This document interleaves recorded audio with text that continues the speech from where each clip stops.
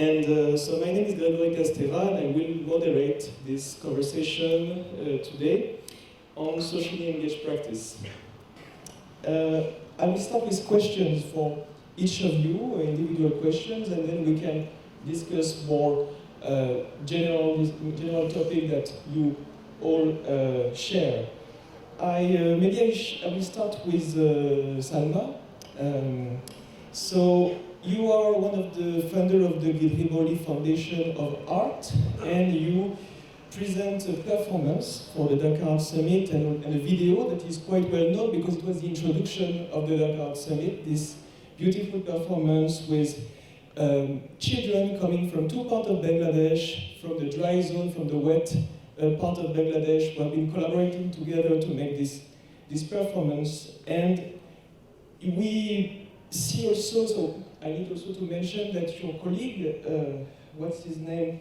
Ghazaleh, sorry for the pronunciation, is presenting installation on the second floor. So this installation with sculpture that looks like animal or gods, and two videos. Is also a member of Gregory, but it's not a work of Gregory. It's a side piece, exactly.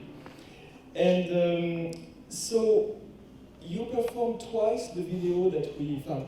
The work that is connected to this video that introduced the entire summit. It happened here, and I saw it yesterday.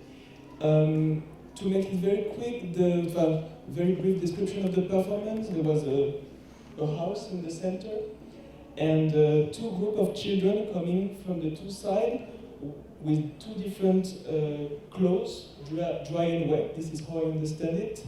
And in the center, there was a little a girl, a young woman, who was dressed with a blue dress and a flower. And during the entire performance, she was doing this movement. So maybe as a starting point, can you tell us more about this character that was, for me, the central character of the performance?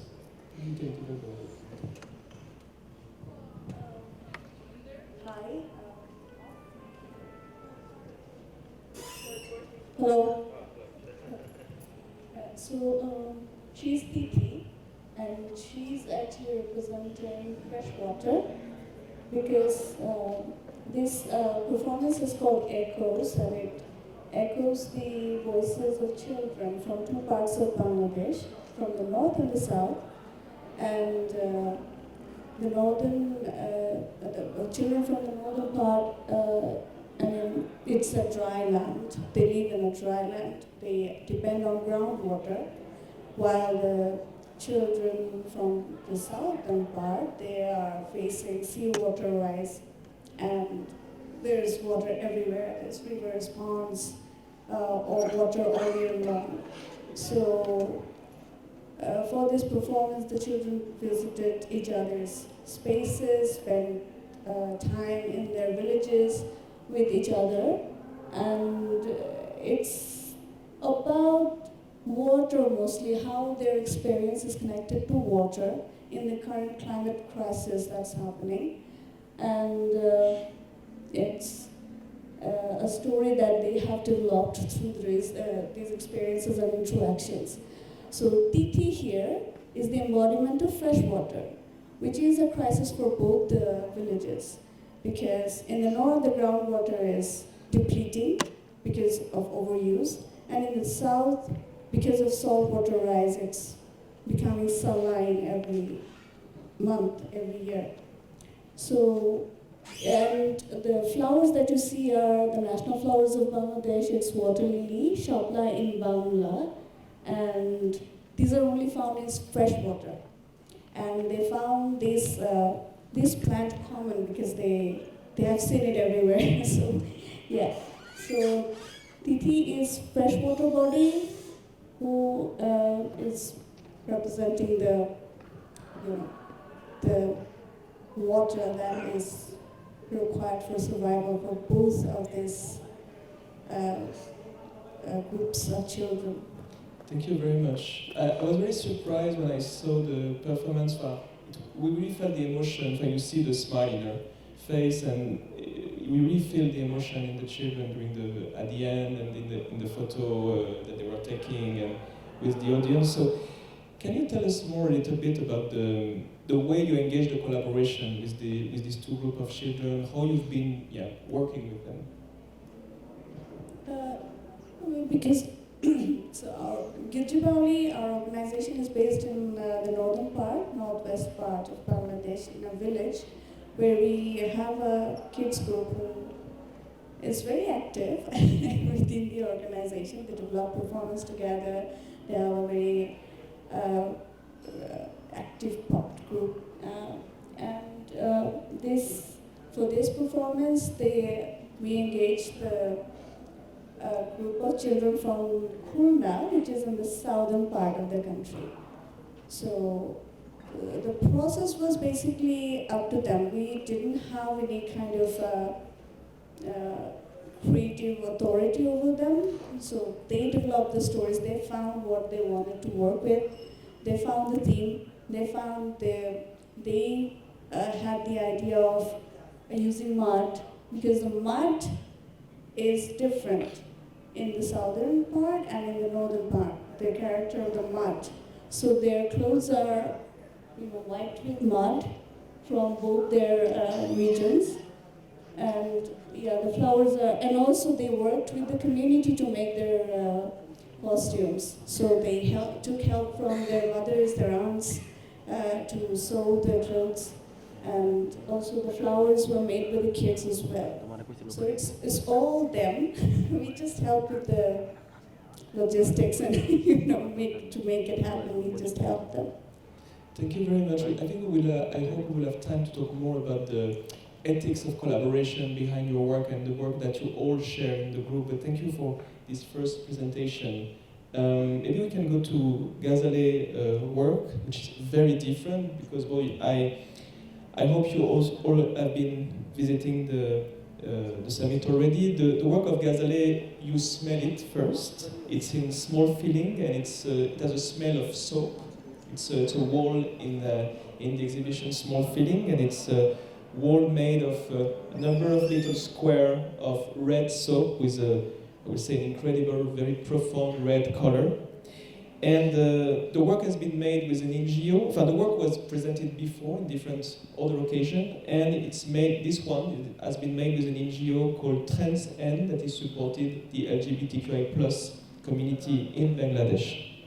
And maybe at the starting point, I saw on internet, not for real, but I saw that your work, for example, has been presented more like as, for example, a big block red like this. So how did you choose this shape, this form for the Dhaka Art Summit?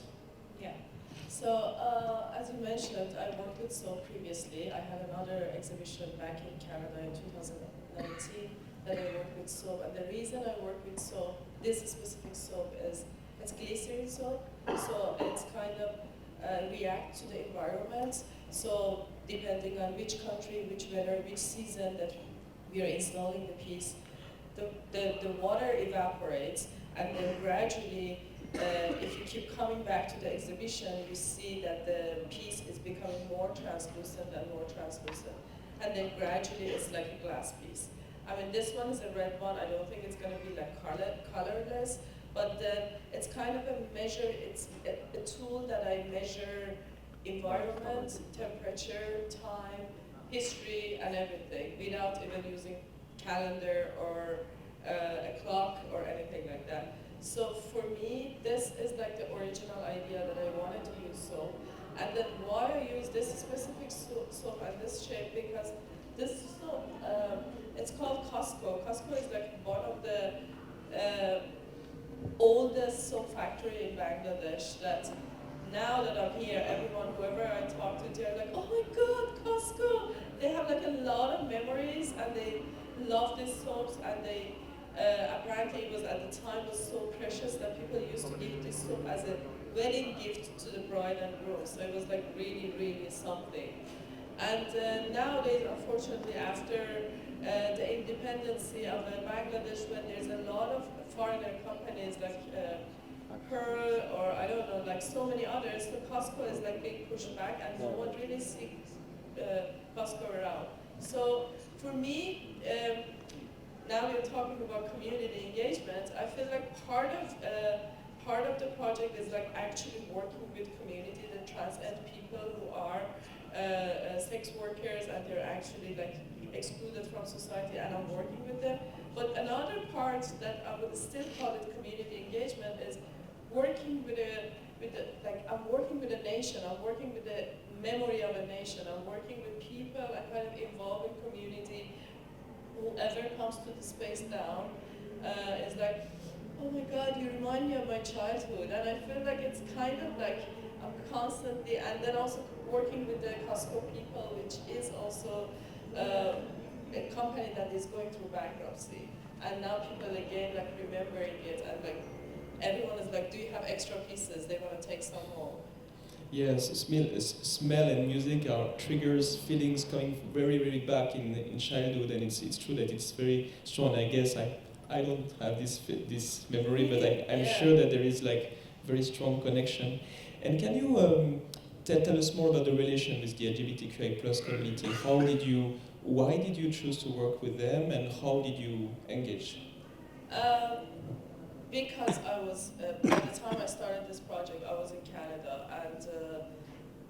and we couldn't make the soaps in Canada and ship it. It was like extremely expensive and not doable, and I really wanted to work here, and I needed a team here. So we started the research, just Googling first, and then word of mouth, and then I ended up finding Transcend, and apparently Transcend works with different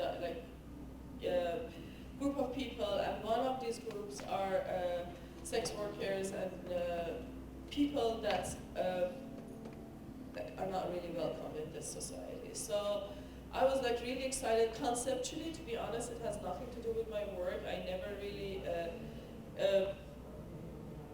kind of have that things in my practice before, but in terms of like collaborating and working with them, and also I feel like the concept of soap itself and how it's kind of like this wall that I have is kind of creating a boundary between past and present, inside and outside, and all that. I feel like kind of representing their position of these people that I work with. Yeah, it was like a really, really interesting collaboration working with these people. It's very interesting, and also it's so interesting to see that the question of the clean and the dirt is a common, I would say, it's really part of the language of many queer artists or artists who are dealing with queer and LGBTQI plus topics. So it's, I think it somehow sounds quite logical to engage with this type of question in your work.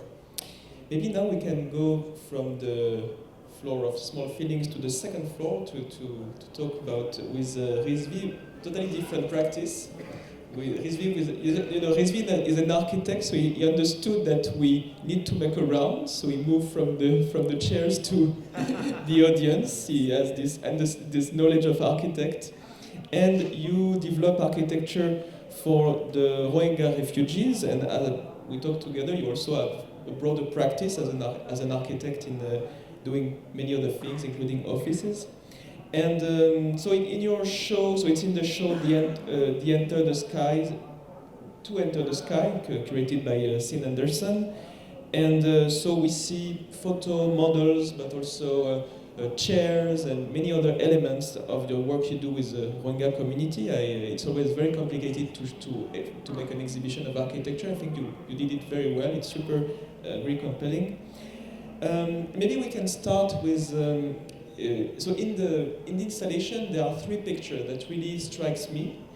And it's three pictures where you have sentence in the question. So we have one picture where on the top, the first sentence is, how much is human space?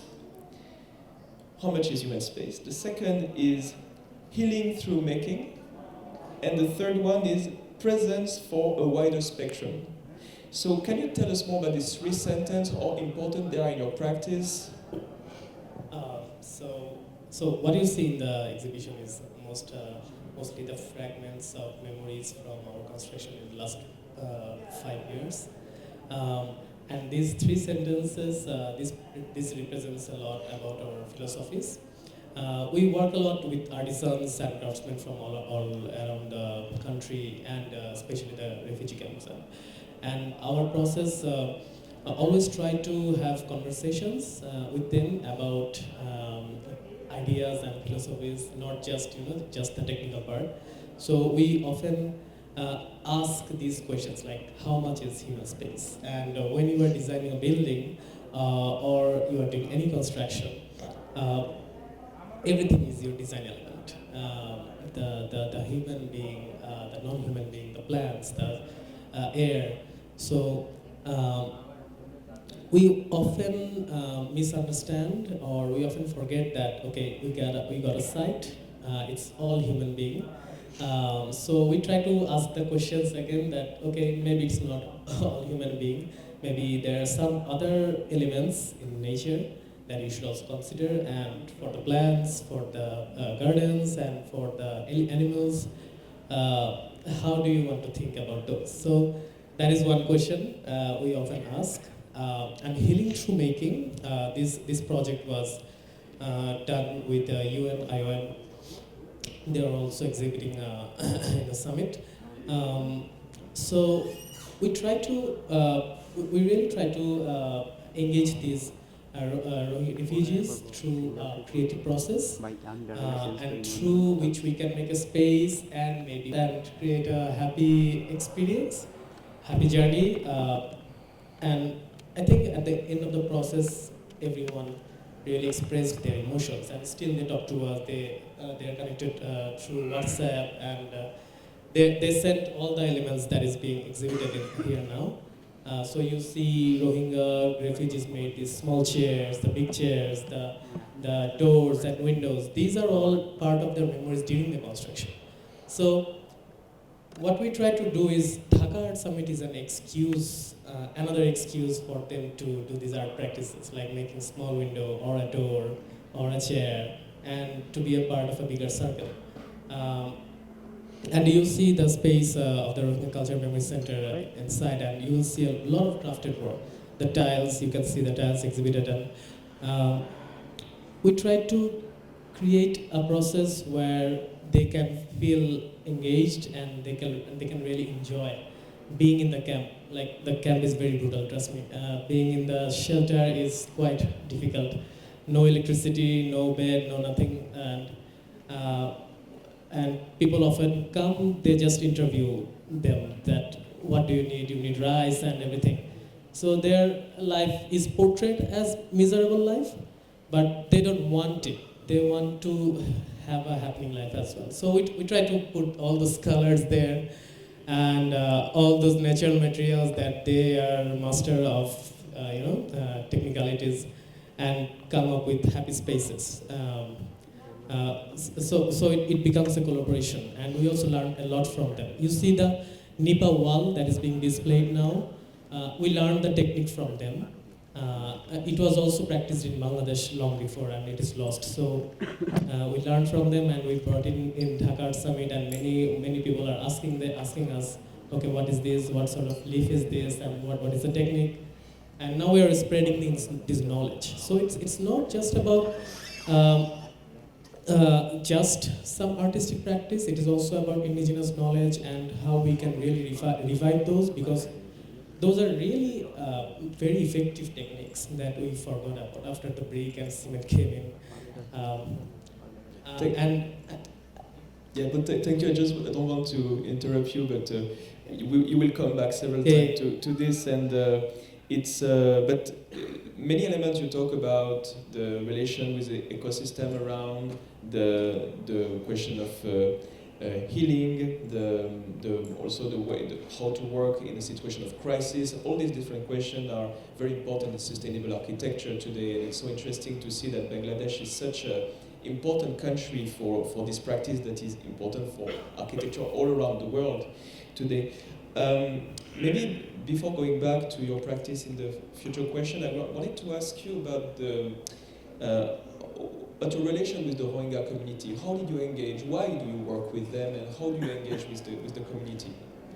I mean, after my graduation, I started working in unconventional fields, not in Dhaka, outside Dhaka, and I started asking the role of an architect, maybe how we can be more useful rather than, of course, designing high-rises or offices is important, but how we can really extend more and be useful more for people who are not being able to reach out to us.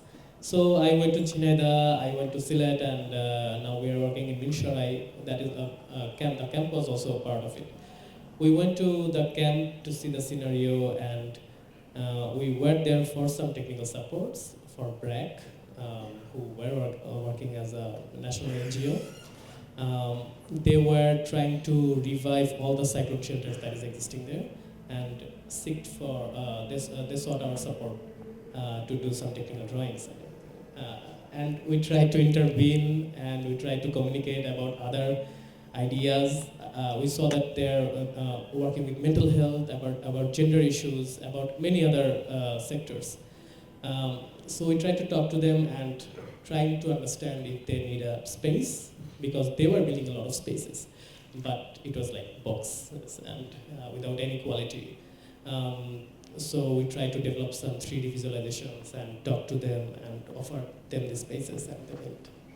Thank you. It's really an incredible work. And also, I have maybe something to I think it's important to insist that the Dakar Summit has been working with the giving more presence and visibility to indigenous knowledge since, I would say, since the beginning. And it's so interesting every time I come here to see the effort they give to not only to give visibility to indigenous knowledge from Bangladesh, but also to connect them with other form of indigenous knowledge from all around the world, and working on the question of indigenous sovereignty. Maybe we can go now to the work of Dharmendra, Prasad, and again, I'm really sorry for the pronunciation of your names, and I hope you don't feel offended by my Frenchness. But so you're a member of the Anga Art Collective, and so your work is presented in the Small Feeling exhibitions. We go back to Small Feeling exhibition, and it's a grotto. That's how I saw that, like a grotto.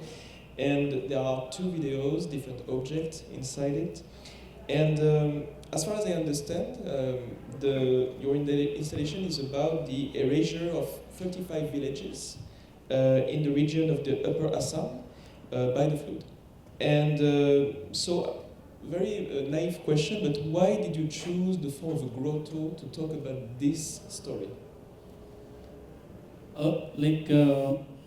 As I'm part of Anga Art Collective, so there are 12 people who also come from different rural backgrounds. And so one of our members, Pallav, is also here. So that particular area is where he was born.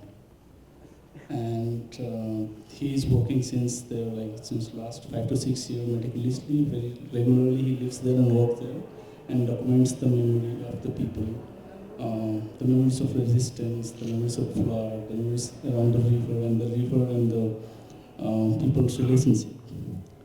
And that basically, we always talk about all these things at different points in our conversations. And that is what gave us an entrance into that.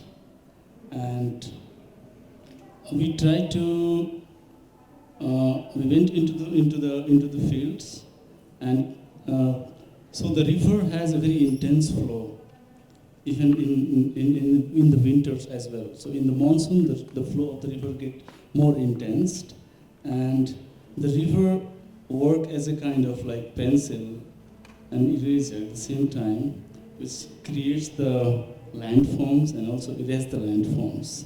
And Khalgaon was basically the cluster of 35 villages, or more than 35 villages, which started erasing, the river started erasing those areas, I think 50s and 60s, and still it's happening.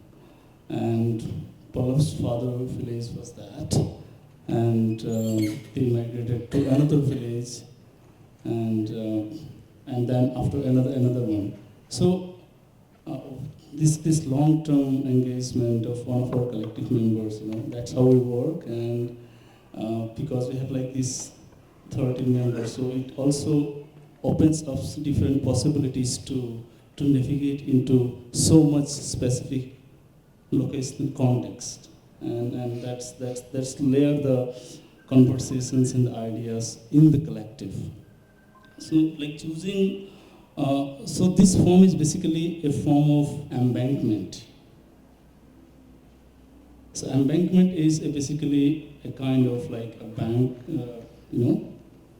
people make embankment to save their villages from the flow, and we try to refer that form and try to replicate it in a traditional way of mask making that exists in Assam, which is basically about like weaving the bamboo and then putting mud with the cloth on it, and then putting color, and we try to incorporate a traditional mask making technique with the form of embankment, and try to bring all kind of like stories through different materials to create this installation.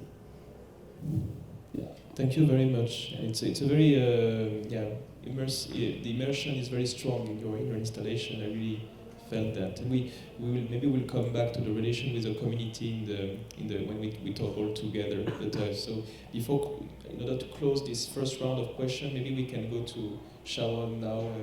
And I wanted to so Shawon, you're an artist and you're also an entrepreneur. And at least this is how I understand your two position. You're part of this collective Jota Shilpa that is presented in the exhibition Purposeful Good in the last floor, where you present a number of different products and projects produced with Jota Shilpa.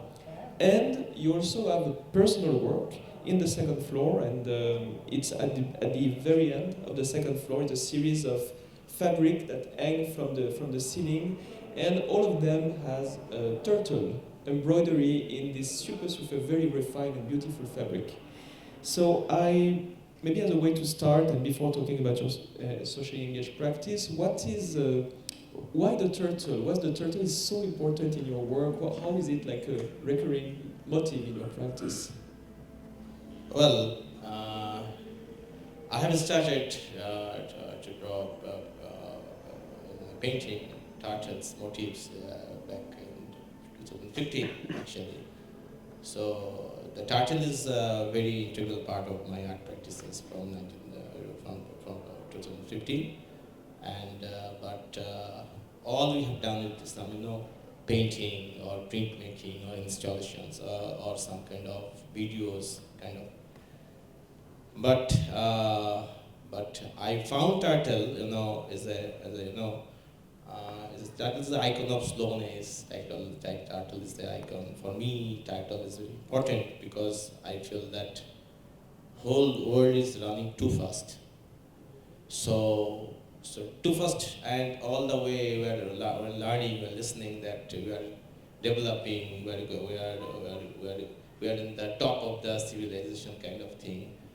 But sometimes I feel that we are going too fast to destroy the world also. So we are almost capable to destroy the whole planet within a very short time. Now we have the capacity. So this type of development happening all over the world, not in the Bangladesh, I'm talking about all over the world. So I think it's better to think about, rethink about the development, think about this kind of progress, this kind of ideology of going fast. So I have started to draw this kind of slowness, and I actually inspired from Baul philosophy, which is very native practiced here, and who has different kind of lifestyle and who are not going fast. I saw them, and after my graduation, I have spent many days with them, and they are on kind of Sufi sects kind of. So they have different cultural practices, different life practices, different philosophy. They have different religion also, you can say. So I inspired with them that it can be, another way. But all over the world, in this capitalist world, you can see that there is some kind of hegemony of ideas. You need to be a good life, you need this. Otherwise, it's not a good life. It's propagating everywhere in the medias, in the empty places you can see. So I found turtle as a symbol of the against all this kind of rat race, all this kind of development ideas, all this kind of civilization ideas. So yeah, and also I should say I prefer some very pre-colonial mediums to weave these turtles in this art project tonight, right now. For example, I used the hand-woven Jamdani techniques, which is part of Muslim, one kind of Muslim. It's a very ancient kind of, and hand embroidery kind of, which is very ancient in our country. And yeah, that could be the answer for that. Thank you very much. Thank you very much. It was just as a, it was very important for me to first talking with a participant about their artistic practice, because when we organize panel about socially engaged practice, we always talk about the socially engaged practice, the community, the impact, etc. And it's an art practice, so they have a craft, they have a technique, we very rarely talk with artists about their practice also as an artist, and we usually differentiate the two. So for me, it was also important to ask questions about this. So thinking with the turtle, thinking as a turtle, thinking through the turtle, that's something we should all learn to do. In the entrance of the last floor, Purposefully Good, there is a text written by the curator Teresa Albor that I found very interesting to understand this notion of social enterprise that is very different from what we understand, for example, coming here from France. So I will read a little bit the text she wrote. So she says, social enterprise, they are business with a social or environmental purpose that prioritize transformative social impact. It's entrepreneurship with a mission to change society. And then she says, which I find super interesting, socially engaged practice can involve social enterprise, and a socially enterprise can be considered process-based, socially engaged art. So she says it can be an art. And she also talked about the context, that Bangladesh has played a revolutionary role in social enterprise. After the independence of Bangladesh in 1971, new ways of working collectively emerged, including more socially viable and sustainable business strategies and organization form. And there is two very famous examples, the BRAC, the largest collaborative network of social business in the world, and the Grameen Bank, that paved the way to microcredit initiatives. So. And it was for me very interesting to just understand this context that I knew a little bit, but was, I think, and all the exhibition is a very good example of this interesting bridge built between the role of an entrepreneur and an artist. And I think you are a very good representative of this movement. So can you talk a little bit about this path you had between being an artist and being an entrepreneur with the Castera project? Actually, as I feel, every artist is an entrepreneur. They are engaging society or not, that's another question. But every artist actually, if that is his or her profession, he's an entrepreneur actually. So look, everyone is actually making product. Whatever the product is, maybe painting or installation or sculpture or videos, that can be sold in this world. So if it is sold, it's a product actually. So my idea is that if it is the situation, every artwork is a product only. Maybe, for example, what is the destination of an artwork? If I ask you this question, so maybe some collector will collect it for his private collection, or some museum will collect it. Otherwise, when we will arrange this kind of exhibition, what is the destination of this artwork? We don't understand it. The problem is that when the people are making goods, for example, what people call craft, I feel everything is craft actually. So my interpretation is like this: who is making a small kind of some craft piece? Okay, like a small basket. So you can create an installation which can be a contemporary art with a lot of baskets in many ways. So the medium can be used. And now That you cannot say like that the painting and sculpture is only the artworks or fine art kind of that. The very category of fine art which has been developed many years back in France and Europe and also spreaded all over the world. The fine art, I don't know the French. But the problem is that when I have studied in Art Institute in Dhaka University in 1990s, so I heard that, okay, you need to do artwork only, don't need to take anything about marketing or promotion or anything. Someone will come and buy your product one day. So that is what we learned from our university, and that is definitely that Dhaka University is their own kind of, there is a colonial legacy still running on. So I left the university and more than 20 years back and started some kind of researching. What is our pre-colonial art? What is our pre-colonial knowledge? What is our pre-colonial practices? So I saw that all the artists were very much engaged with market system, local market system. Like there is a system between the heart, it's like kind of village bazaar happened in 1 week, one day in a week or something like that. So there is a different kind of distribution process. Not like that you will organize an exhibition in a gallery and some elites will come and buy your painting. Not like that. It was some completely different.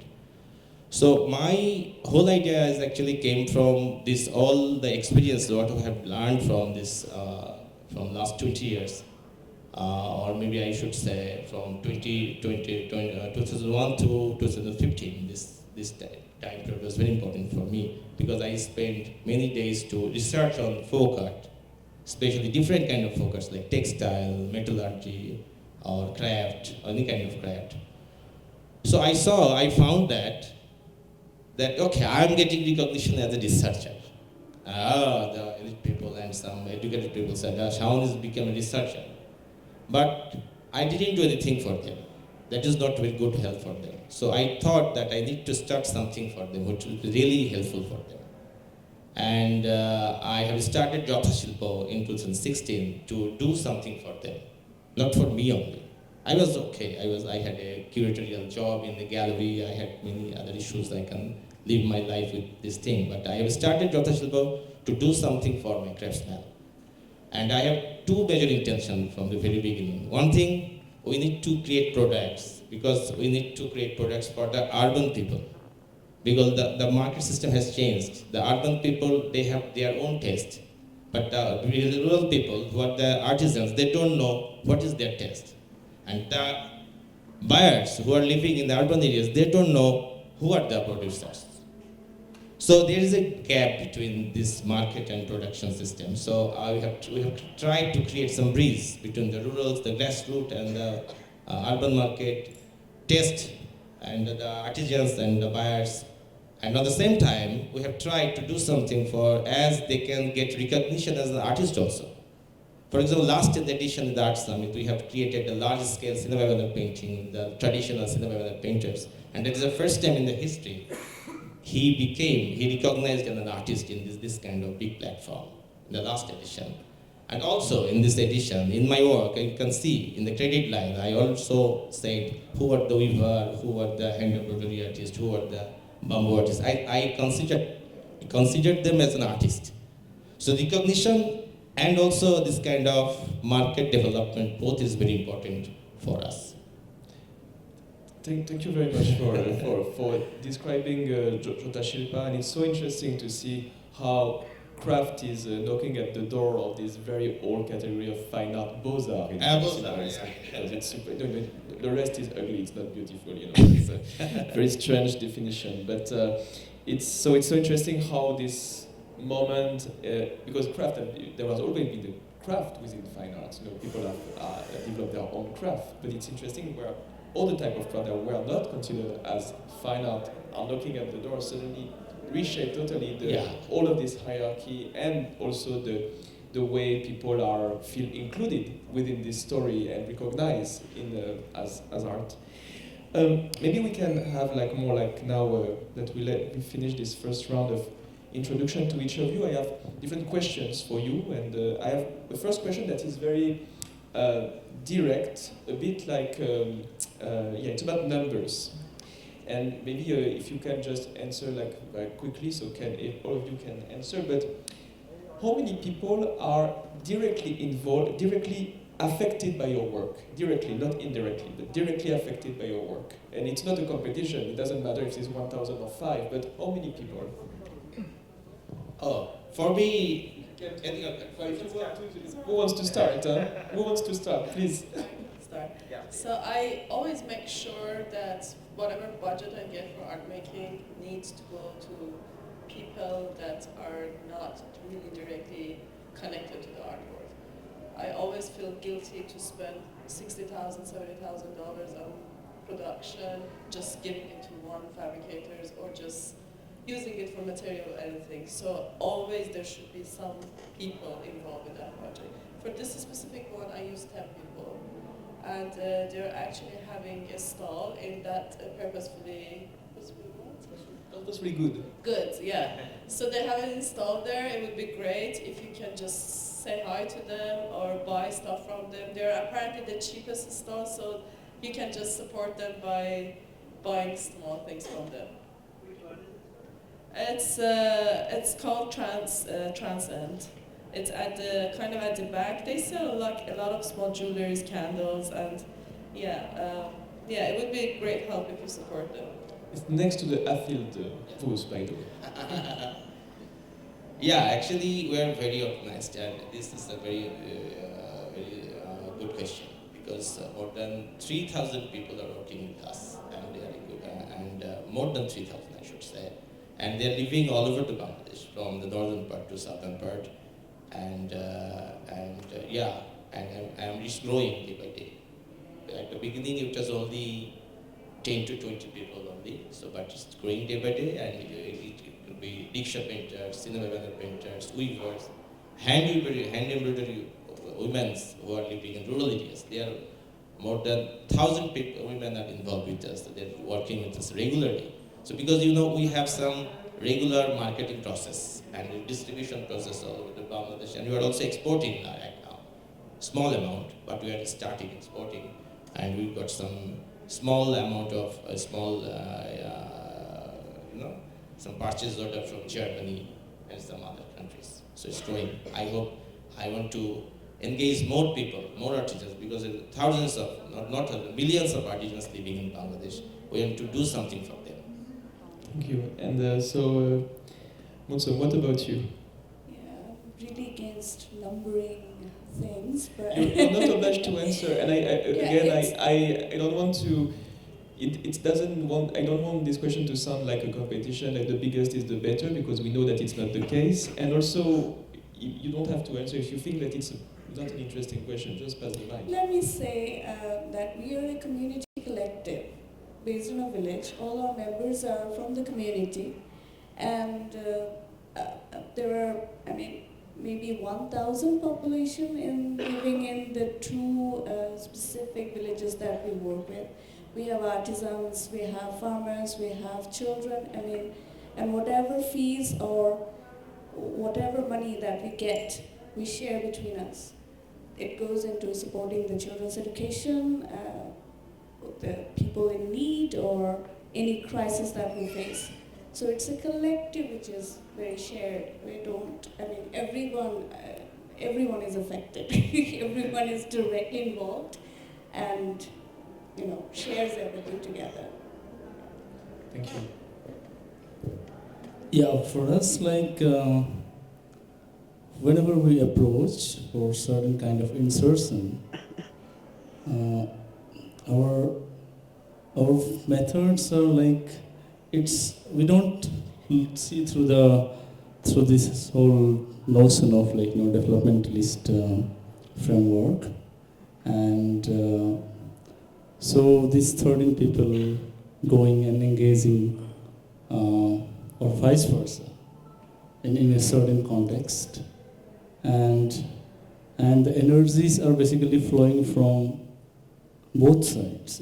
And so whenever we are initiating some kind of pedagogical process, that means we are going there and we are trying to engage, and the same energy also is coming from, or more energies, more different kind of energies, and the energies that we cannot imagine, and that really changes us, and that is where the no comes when we talk about no school. So the field is basically a combination of pre-studio and post-studio, where the discipline always talks about the character of the studio. And the field is also the combination of pre-discipline and post-discipline. And discipline is in which the knowledge is power, and in pre-discipline, the knowledge is living. In post-discipline, the knowledge is empathy. So that's how we are working, and I think as Mousum mentioned, like the effect, this power of who is affected and how is affected is I think it's all around. Yeah, thank you. Very interesting. But it's a very, I'm also, I've been involved also in many socially engaged projects, and I've been struggling a lot with this question, because it's a question that, for example, funders ask you always this question: how many people? What is the impact? And it's so complicated to properly answer this question and to be able to say, oh yes, actually 200, and I've been transforming their life in this way, and this is of course not possible. And at the same time, I think when we talk about number, we talk also about scale, and we understand what is the scale. And it doesn't mean that the scale is, when it's big, it's more interesting. Sometimes, working with 10 person in a very specific way, long term, is also very interesting. But we just we figure out a bit better the ecology, with the ecosystem we are building around the work. So speaking about ecosystem and infrastructure, what is your ecosystem? How many people? So for us, it depends on the scale of the project, of course, and we don't know because many people are using the structures, and you cannot keep count. But I think there can be some strategies to make it more effective. Like when we were building in the first few buildings, we were not pretty unsure how to really make it a successful one, because we're building one structure, and then the users are not very excited about it, and they don't come, and that sort of thing. Then we try to arrange workshops, or we try to reach out to them, and then it started growing. Like they come, they plant a flower plant. Some female is coming every afternoon, and they're sitting there. For the Cultural Delivery Center, what we try to do is we try to involve different artisans from 18 camps, because there are 32 camps. We try to reach all, but that was not the scenario. But we try to pick different artisans from the camps so that they represent that community and come to the center every day to work on it, and then get back at evening and tell others what's happening. So their friends now come and visit, their families now come and visit, and it's a reach to like 18 camps. Now the message is spreading quickly. Even in the project we are working now, it's a neighborhood project, and we try to invite people just to have a cup of tea and just to say hello.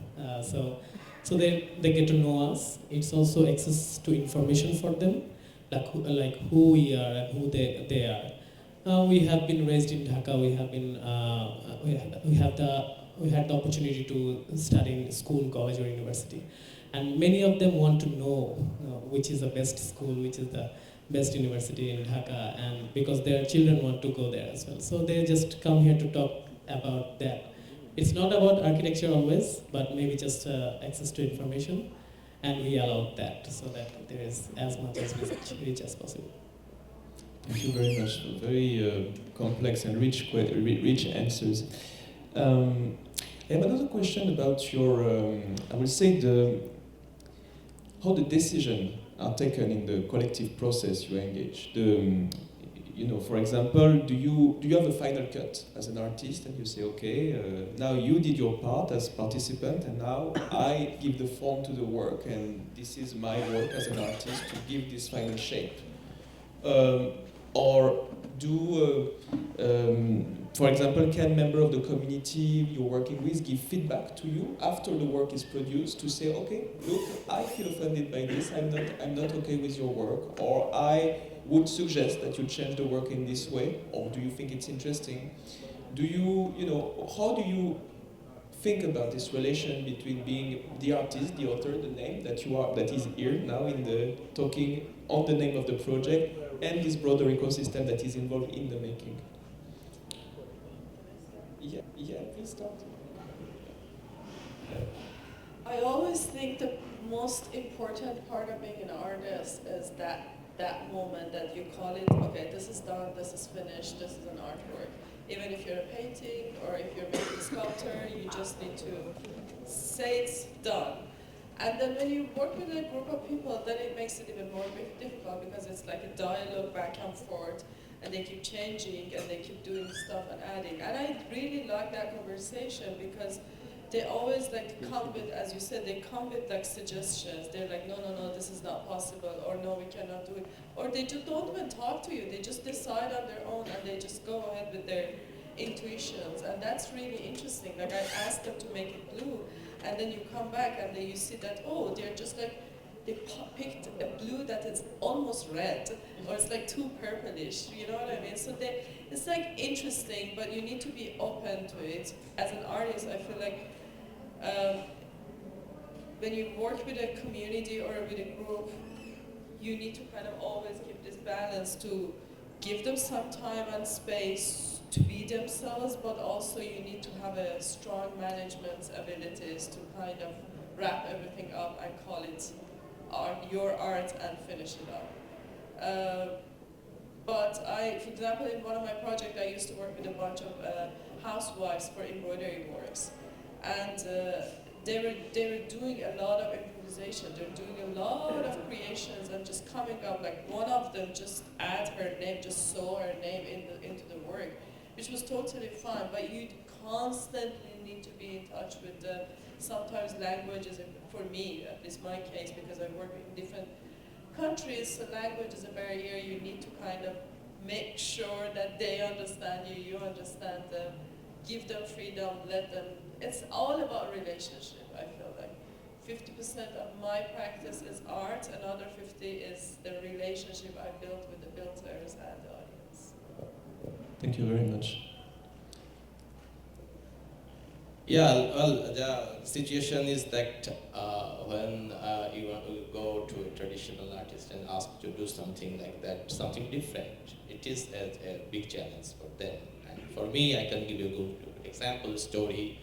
When I used to work with, I used to work with Germany weavers, and weaver one day told me, my grandmother told me, what kind of Jamnani you are weaving? I don't understand. I never saw in my whole life, because you are weaving something, because the turtle is the motif of the Japanese.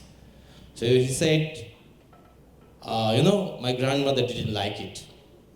This is a one kind of challenge. Or other way, in the hand embroidery weaver, who said, they are now, in Bangladesh, many women are working with some money on the enterprise, and they are also follow the directions by the enterprise or owner or something like that.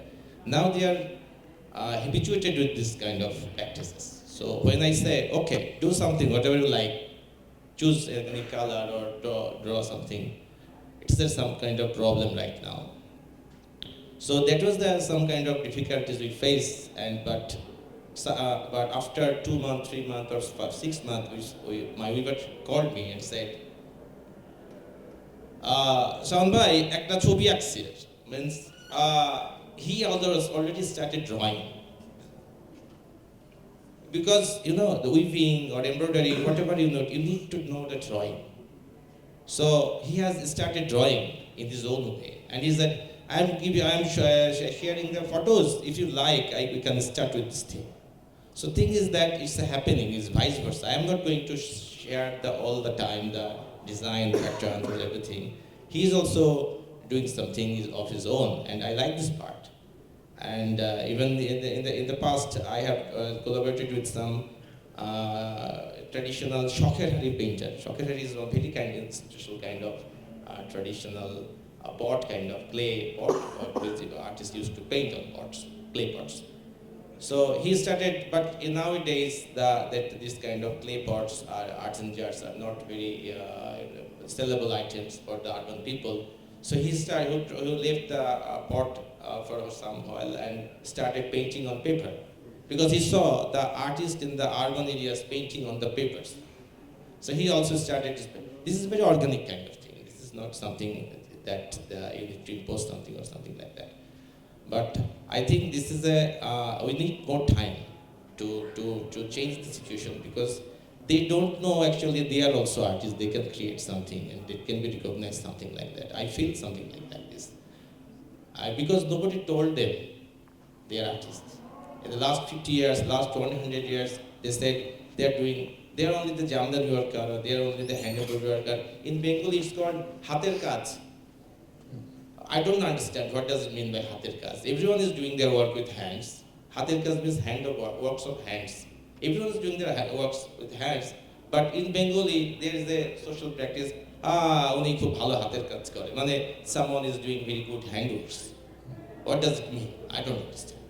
So this is one kind of colonial legacy, colonial hangover we're still carrying with us, and we need to think about actually what is art and how we need to define how we will actually recognize art and artists in our country. We need to think more. In the whole world, that is a big question, I guess. We need to think about what is actually art and what is not art. That is a big question for me. Thank you. Thank you. I remember you were telling me about how it was very interesting to listen to you talking about the process and the level of horizontality in the process. This is something I was very curious. So I'm very curious to hear about your answer on this question of collaboration. Yeah, and we are very concerned about co-authorship in our work, and it's all a collective work. And we have an in-house contemporary artist, Shadin. So his work informs the community and the community's history, and it's all blended together. So when Shadin is working, he sometimes comes up with his own concept and engages the whole community to create this work, but he kind of has the last say, this is what I want. So there we don't claim any kind of creative agency. But when it's a work of collective concept, so where not everyone, but a lot of people together have inputs in it, design inputs, conceptual inputs, experience sharing, there we have Ghazaleh's collective authorship. Sometimes it's only Ghazaleh where, people, like the performance here. It's all the children's imagination. We just help with, sometimes, we do our part and they do their part. It's together. We don't try to impose, they don't try to impose on it. And also, everything that is created, it's shown in the village first. So it's an exhibition in the village at first, where people come and visit and have their feedback, and it's an interactive process of working. But you must have hundreds of assemblies and moments of collective decision, no? Yeah, there are arguments of no, this is not good, this is good. So it's just a process. You just decide some way you need to decide. Okay, this is what we're doing. So it's a collective decision making. Yeah. For me, this is the most difficult part when you work collectively. It is difficult. To be able to decide together what is possible, especially when you have a group like yours with 40 or 50 children. I guess some of them maybe don't show up every day, so it's it is, and it's just children have this ability to choose a leader, so they kind of they have a leader called Shumi, so it's her decision all the time.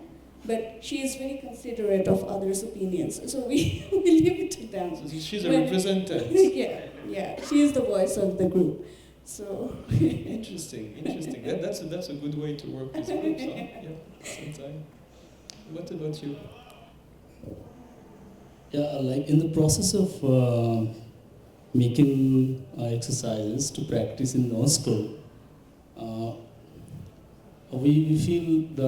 we always feel this power of place is more important than the power of our experience and the power of our intelligence. And we see the first collaboration on that level. Not only human to human, but also beyond that. And so we go and we try to also minutely observe the different materials guided by the people, local people, and so it's basically like, it's a kind of triangle. So you are going there guided by some kind of mediator, and then you are taken to another point, and it becomes a triangle, or more than that. It can also become a hexagon. You don't know, like. So it's that networking that happens. So it's not the idea of collaboration in no school or in harbor school or in other projects that we do. It's not a dialogue between 2 points, and I think it's more than that, and that's what makes this whole process more interesting. Because when we talk about collaboration, we always talk about like human-centric things, and therefore this relationship also becomes very important. That how a season affects us, how a cloud basically, affecting our skin and changing the landscape and everything, and in that particular context we are there. So there is no point of choosing as an artist. You are already there, like other beings, and you are part of that. You are connected. So we see this whole process of Nova School and other projects in that particular way. So talking about this work, we work with people with different skills, who can work with the bamboo, who can work with wood, and can work with electricity and everything. And in this work, the central energy was the energy of our body, the physical level. And on the level of that, there is no hierarchy between who is an artist, who is who is the person who is working with the wood, or who is working with the bamboo. So in all our projects, that the notion of labor, the practice of the labor, becomes another point for making collaboration. And I think that is the most important thing that we feel we do.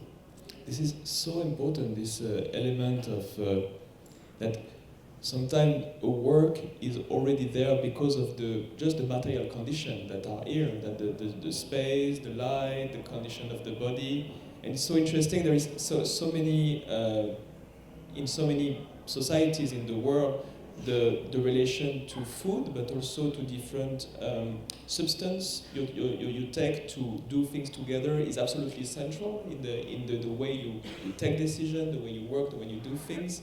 And it's true that we don't pay so much attention to that, and sometimes we focus so much on more the techniques of how the organization, the decisions are taken. And so yes, this is so important, this relation to the body, the air we breathe together, and all these elements. So thank you for sharing this. And so yeah, now the question to the architect: what, as an architect, what is the moment of decision? Do you have this question of the final cut and the question of the place of the participant to the making of your architecture? Yeah, I mean, there are many artisans or craftsmen who just want to do it shortcut, and there are a lot who have like their unique philosophies. And that's very exciting to discover. Like Shawon was saying, the Jamdani workers, they didn't like his work because probably they have their own philosophies. And I went to Jamdani village few times and talked to them, and they have this philosophy of the water lilies floating on the pond. So the art pieces come from these philosophies, not ideas. Ideas can be abrupt sometimes. So we try to target those people who have these distinctive philosophies. Like some people even call that they have this sort of gene, and they talk to them at night and say this should be done and that. And some even say very sensible thing like they want to reduce the material wastage and they want to design in a way that it is perfectly fit for the material and for everything. So when we are working, there is a lot of times when we have to say no.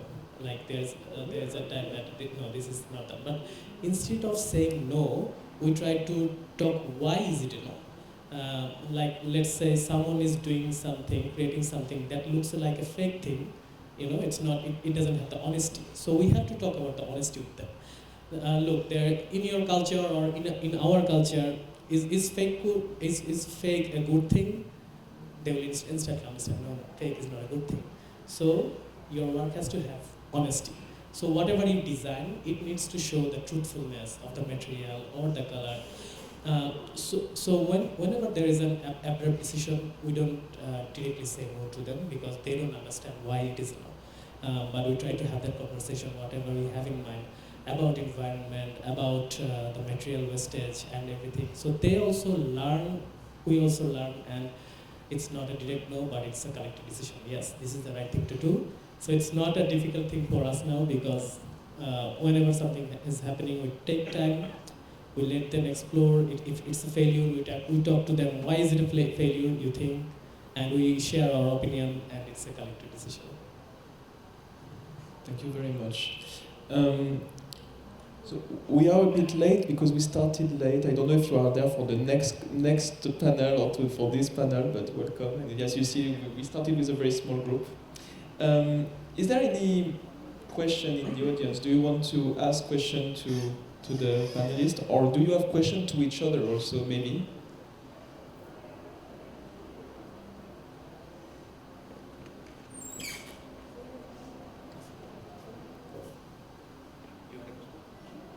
You're just raising your hand, not asking a question. There's a question there. Yes. Hi. I'm curious to know about your process of the installation and the making of the process with the transgender people.